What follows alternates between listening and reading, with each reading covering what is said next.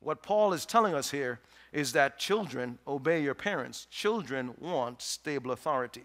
Children also need to have a secure self. And by that phrase, secure self, what I mean is that they need to have a good sense of self-esteem.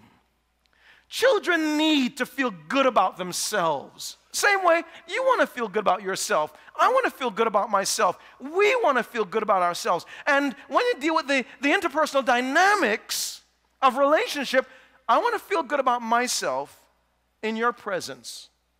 And I want you to feel good about yourself when I'm around.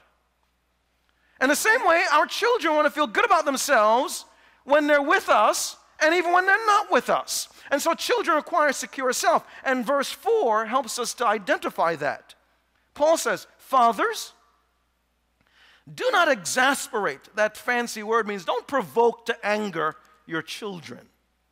Instead, bring them up in the training and instruction of the Lord. That phrase, bring them, it means nourish and nurture up to maturity.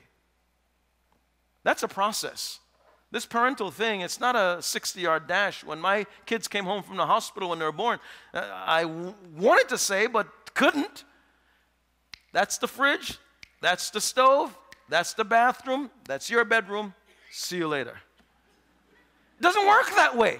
You're involved in this parental role of nurturing and nourishing them up, and it's a process. So when you know you're going to be with someone for decades, living together, your perspective will be totally different than if you're with someone for 10, 15 minutes.